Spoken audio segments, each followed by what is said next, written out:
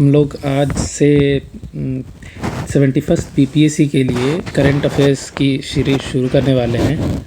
और उसमें चूँकि पेपर 1 में करंट अफेयर से रिलेटेड काफ़ी सवाल आते हैं मेंस में, तो हम उसको करने की कोशिश करेंगे आगे के कुछ दिनों में।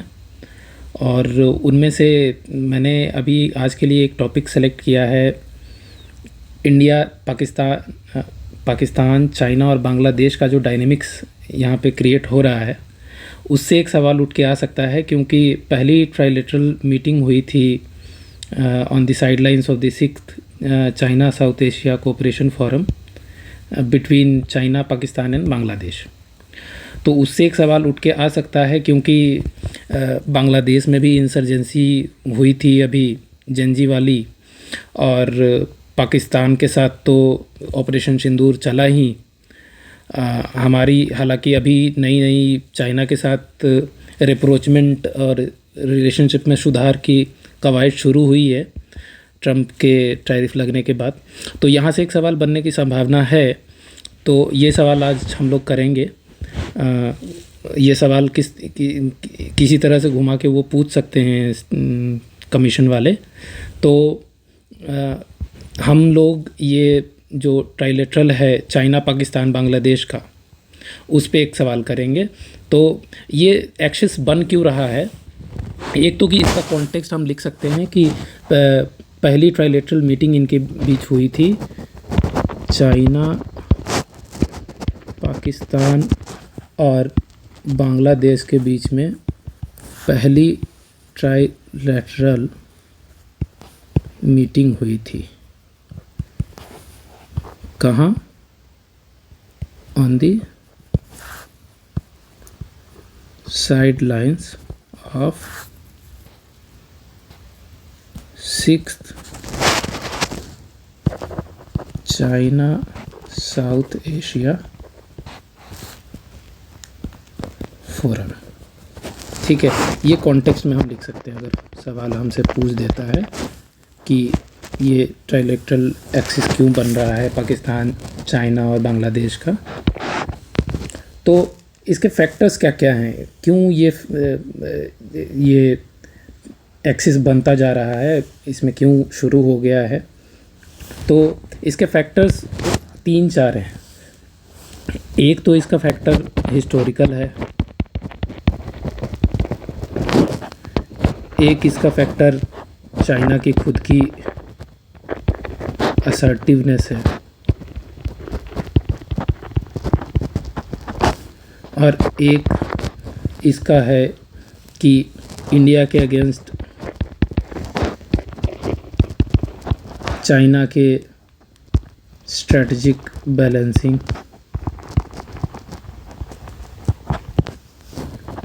और चौथा है चाइना काफ़ी समय से इंफ्रास्ट्रक्चर बेस्ड डिप्लोमेसी कर रहा है। तो ये हिस्टोरिकल कॉन्टेक्स्ट इसका क्या है कि इन तीनों कंट्रीज़ का, पाकिस्तान का, चाइना का और बांग्लादेश का लॉन्ग स्टैंडिंग बॉर्डर डिस्प्यूट्स हैं। इनमें पाकिस्तान और चाइना का तो आपको मालूम ही होगा, इनका चलता ही रहता है, क्योंकि पाकिस्तान के साथ हमारा LOC है, चाइना के साथ हमारा LAC है। हालांकि बांग्लादेश के साथ हमारा तीस्ता रिवर डिस्प्यूट काफ़ी लंबा चला था, और अभी भी काफ़ी इसमें गहमा गहमी बनी रहती है। जब भी किसी डिग्नेटरी का बांग्लादेश से आना होता है, तो इसमें वेस्ट बंगाल की जो गवर्नमेंट है उनको काफ़ी तकलीफ़ होती है। तो ये मामला भी बना हुआ है। तो हिस्टोरिकल कॉन्टेक्स्ट इसका ये है।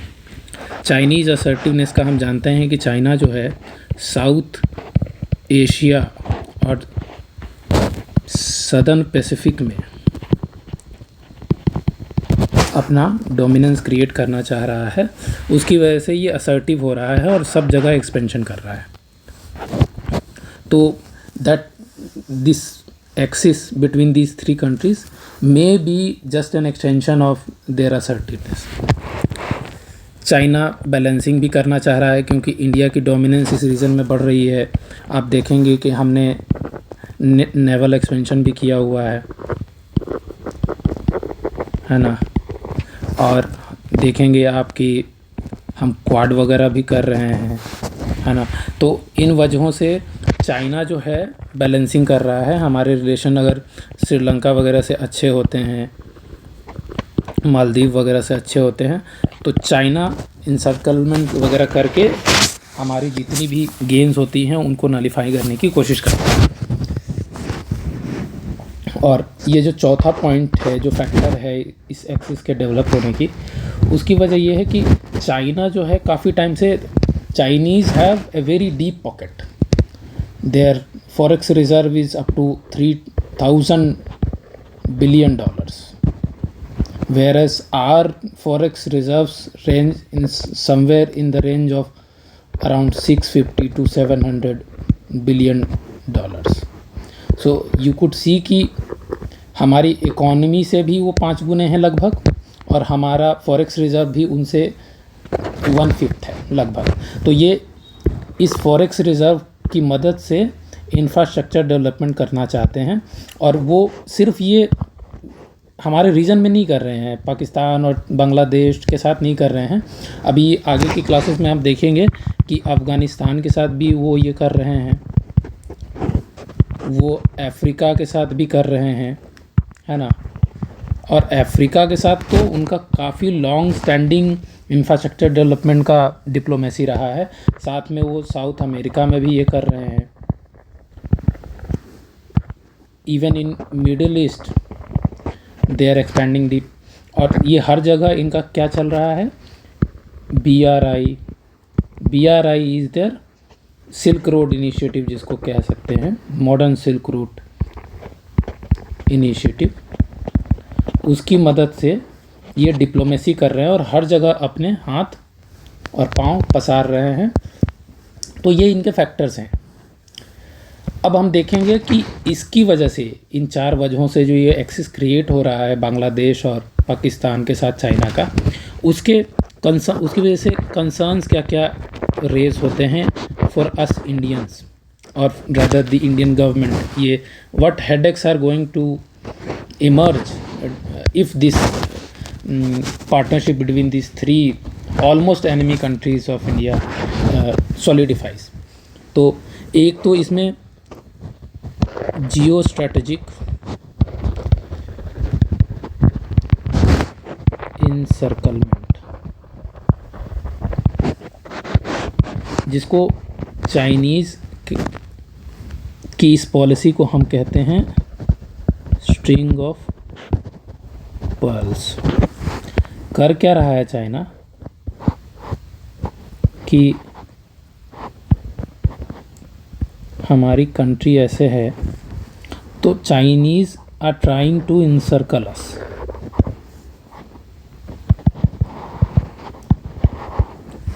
तो आप देखेंगे कि यहाँ पे लंका है, तो यहाँ पे हम्बनटोटा पोर्ट है उनकी.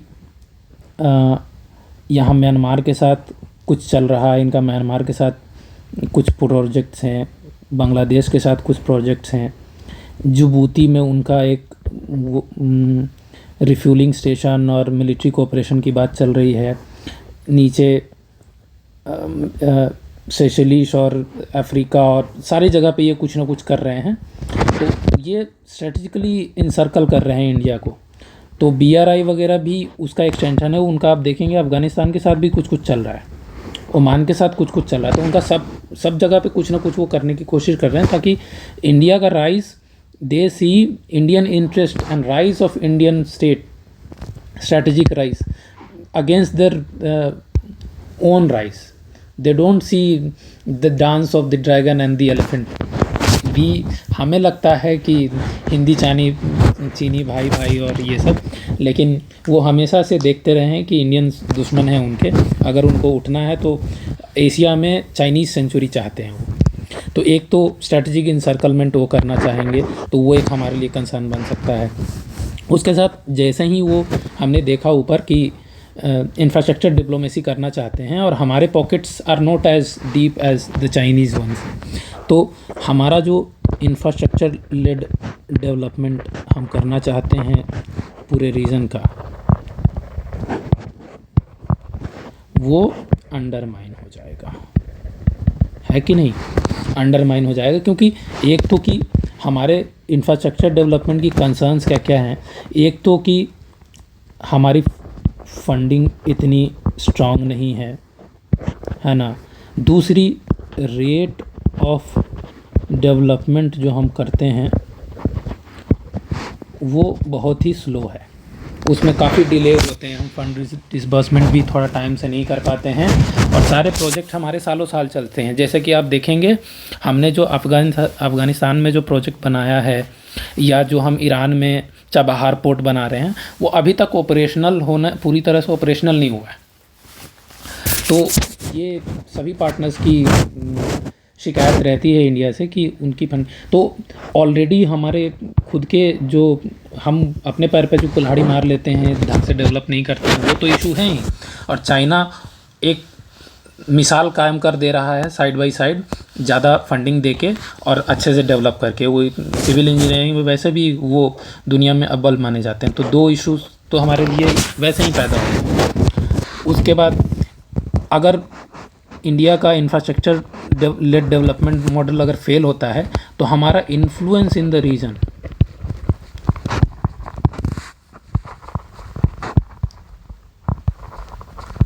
will also go down, right? Then जो इंडिया चाहता है कि साउथ और साउथ ईस्ट एशिया का जो रीजन है वो कनेक्टिविटी उसमें बढ़े, ये भी नहीं हो पाएगी। जैसे हम प्रोजेक्ट चाहते हैं BBIN, है ना। BBIN is Bhutan, Bangladesh, India and Nepal. This is a sub-regional grouping that is kind of India led primarily. तो इसमें हम कनेक्टिविटी प्रोजेक्ट चाहते थे, जैसे कि यहाँ पे मोटर व्हीकल्स एक्ट के तहत भी इसमें एक प्रोजेक्ट हुआ था, तो कनेक्टिविटी वगैरह हम करना चाहते हैं, वो अंडरमाइन हो जाएगा। साथ में आप देखेंगे कि हमारा एक IMT है ना, इंडिया, म्यांमार एंड थाईलैंड, ये टर्मिनल हम बनाना चाहते हैं, वो रोडवेज वगैरह से हम कनेक्ट करना चाहते हैं, ये अंडरमाइन हो जाएगा। और भी प्रोजेक्ट हैं, जैसे हमारा बिम्स्टेक के साथ काफ़ी हम करना चाहते हैं, इसमें भी चाइना नहीं है। इन सारे ग्रुपिंग्स में देखेंगे चाइना नहीं है। बिम्स्टेक के साथ भी हम कनेक्टिविटी वाला करना चाहते हैं। तो ये सारे जो कनेक्टिविटी के हमारे जो मंसूबे हैं वो सारे धरे के धरे रह जाएंगे। और सबसे बड़ा इशू जो है वो है नॉर्थ ईस्ट की सिक्योरिटी से रिलेटेड। आप देखेंगे कि नॉर्थ ईस्ट जो है, एक तरफ यहाँ पे बांग्लादेश आ जाएगा, एक तरफ चाइना आ जाएगा, तो हम दोनों तरफ से घिर जाएंगे। और यहाँ पे सिलीगुड़ी कॉरिडोर है, यहाँ पे सिलीगुड़ी कॉरिडोर है, जिसको चिकन नेक कॉरिडोर भी बोलते हैं। वो ऑलरेडी काफ़ी वल्नरेबल है स्ट्रेटजिकली। तो वहाँ नॉर्थ ईस्ट में क्या हो सकता है, एक तो कि सिलीगुड़ी जो कॉरिडोर है वो वल्नरेबल हो जाएगा। दूसरा, आपका जो नॉर्थ ईस्ट रीजन में इंसर्जेंसी है वो बढ़ने के आसार हैं, क्योंकि ऑलरेडी यहाँ पे एक ड्रग रिलेटेड इशू रहता है हमेशा से। म्यांमार से बॉर्डर लगता है तो वहाँ से इंसर्जेंसी आती है। तो दो तरफ से और अगर लग जाए दुश्मन तो मुश्किल हो जाएगी इंडिया के नॉर्थ ईस्ट रीजन को। वहाँ पे डेवलपमेंट ऑलरेडी काफ़ी कम है, इंटीग्रेशन काफ़ी कम है रिलेटिवली, और गवर्नमेंट कोशिश कर रही है। तो इंडिया को अब वे फॉरवर्ड इसका क्या होगा, इंडिया के लिए वे फॉरवर्ड क्या होगा? तो हम क्या कर सकते हैं, चाइना के इश्यूज़, चाइना के जो मंसूबे हैं उसको काउंटर बैलेंस करने के लिए through counter balancing through strategic partnership,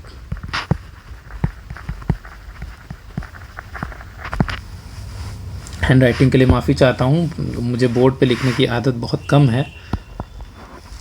तो हम स्ट्रैटेजिक पार्टनरशिप करके काउंटर बैलेंस कर सकते हैं, और हम कर रहे हैं। जैसे क्वाड का जो है ग्रुपिंग, हम क्वाड में शामिल होकर काउंटर बैलेंस करने की कोशिश कर रहे हैं चाइना को।